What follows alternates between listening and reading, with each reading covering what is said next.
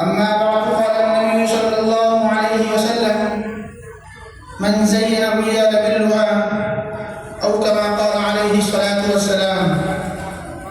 محترم دوستو اور قابل قدر اساتذہ اکرام، آج کی اس مجلس میں داڑھی اور اس کی شرعی حیثیت اور اس کی شرعی قدر و قیمت اور اس کی اہمیت و فضیلت کا تذکرہ کرنے جا رہا ہوں کہ جس کے ذریعے روحانی حسن و کمال کے ساتھ ساتھ ظاہری حسن و جمال کی بھی تکمیل ہوتی ہے. اس لیے کہ اسلام دین فطرت ہے، اس کے سارے احکام فطرت کے عین مطابق ہے، اس کی ساری تعلیمات فطرت کے تقاضوں سے ہم آہنگ ہے. چنانچہ جہاں اسلام نے روحانی حسن و کمال کی تعلیم دی ہے، ظاہری حسن و جمال کو بڑھایا اور سنوارا ہے. یہ دونوں جمال و کمال یکجا ہو جائے تو انسانی کمالات کی تکمیل ہو جاتی ہے. دونوں میں سے ایک ہو دوسرا نہ ہو تو انسانی کمالات کی تکمیل نہیں ہوتی. محترم حضرات، جیسا کہ آپ کو معلوم ہے کہ داڑھی مردانہ وجاہت اور حسن و جمال کی شاندار علامت ہے، وقار کا نشان ہے. انبیاء کرام علیہ السلام کی سنت ہے. داڑھی رکھنا اور بڑھانا، منہ سے کٹانا اور تراشنا اسلام کی تعلیمات فطرت میں بہت بلند مقام رکھتا ہے. یہ مسلمانوں کو قومی اور ملی شعار ہے، مسلمانوں کی پہچان ہے. اور جو لوگ داڑھی تراشتے ہیں، مرد ہو کر عورتوں کی مشابہت اختیار کرتے ہیں، مردانہ حسن کو ختم کر کے زنانہ حسن اختیار کرنا چاہتے ہیں، ایسے لوگوں پر اللہ کی لعنت و پھٹکار ہے. اور جو لوگ ایسے لوگوں کی نقالی کرتے ہیں اور ان کے نقش قدم پر چلتے ہیں، وہ بھی اللہ کی لعنت و پھٹکار کے مستحق ہے.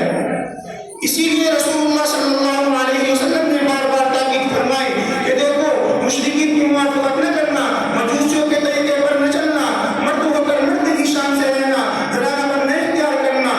چنانچہ حدیث میں آتا ہے کہ نبی اکرم صلی اللہ علیہ وسلم نے فرمایا زجوا الشوارب وخلوها وخالفوا المجوس، کہ مونچھیں کٹاؤ، داڑھیاں بڑھاؤ اور مجوسیوں کی مخالفت کرو. لیکن آج کا زمانہ الٹا ہو گیا ہے. لوگ داڑھیاں کٹاتے ہیں اور مونچھیں بڑھاتے ہیں اور مونچھیں رکھنے اور بڑھانے میں مقابلہ بازی تک کرتے ہیں، جبکہ دین فطرت کا حکم اس کے برخلاف یہ ہے کہ داڑھیاں بڑھائی جائے اور مونچھیں کٹائی جائے، تراشی جائے.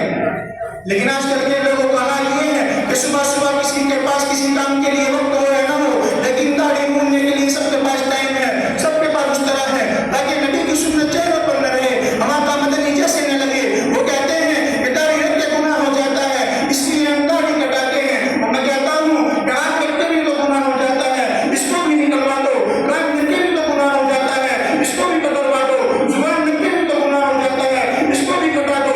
شیطان چاہتا نہیں ہے تمہاری شکل محمد عربی جیسی ہو، شیطان چاہتا نہیں ہے تمہاری شکل انبیاء جیسی ہو، شیطان چاہتا نہیں ہے تمہاری شکل صحابہ جیسی ہو، شیطان چاہتا نہیں ہے تمہاری شکل اولیاء جیسی ہو، شیطان چاہتا نہیں ہے تمہاری شکل محدثین و فقہاء جیسی ہو، بلکہ شیطان تو چاہتا ہے کہ تمہاری شکل یہود و نصارہ جیسی ہو.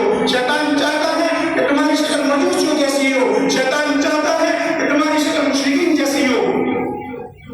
محترم حضرات، اسی طریقے سے وہ لوگ بھی جو خشخشی داڑھی رکھتے ہیں، چھوٹی چھوٹی داڑھی رکھتے ہیں، برائے نام داڑھی رکھتے ہیں، انہیں بھی یہ سوچنا چاہیے کہ نبی اکرم صلی اللہ علیہ وسلم کے طریقے کو چھوڑ کر یہودیوں کا طریقہ کیوں اپنا رہے ہیں. انہیں تو چاہیے تھا کہ وہ کم از کم نبی کی ایک سنت اپنے پاس رہنے دیتے، آقا مدنی کی سیرت کو رہنے دیتے. وہ کہتے ہیں رشتہ نہیں ملتا، وہ خدا کی قسم داڑھی والوں سے تو جنت کی حوریں بھی پیار کرتی ہے. اس داڑھی کو کیا سمجھو تمہیں تو اس طرح لے کے اسے اڑنے میں مزہ آتا ہے کہ دین کی نظروں میں اچھے بنیں گے، دنیا کی نظروں میں اچھے بنیں گے.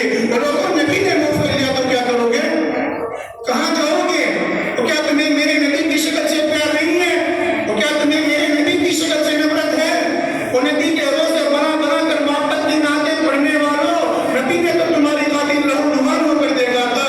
نبی نے تو تمہاری خاطر اپنا چہرہ زخمی کرایا، راتوں کو سوئے نہیں، اللہم امتی امتی کہتے چلے گئے. اے امت والو، میں تمہیں نبی کے کپڑے اچھے لگے، انہیں نبی کی شکل اچھی لگی. ہر کسی کو ہیرو بننے کا شوق ہے. میں کہتا ہوں کتے کو زبان مل جائے تو وہ بھی سمجھے اس کی شکل پر نفرت بھیجے گا، لعنت بھیجے گا، جس کی شکل تم آج بنا رہے ہو. تو میرے بھائیوں، تو مجھے بتلاؤ کہ کیا اس طریقے کو اپنا کر شریعت کا منشا پورا ہوگا؟ اور شریعت کیا اس کو گوارا کر سکتی ہے؟ نہیں، اس سے شریعت کا منشا نہیں پورا ہوگا، بلکہ شریعت کا منشا اس وقت پورا ہوگا جب کہ نبی کریم صلی اللہ علیہ وسلم کی حکم کی تعمیل کرے. اس لیے کہ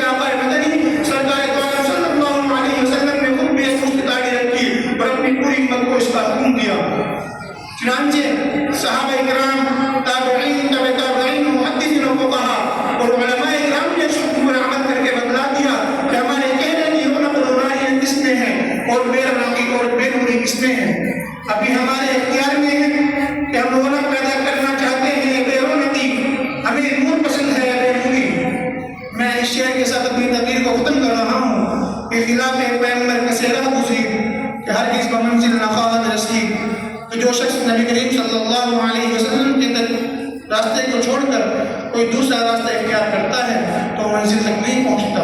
واخر دعوانا الحمد للہ رب العالمین۔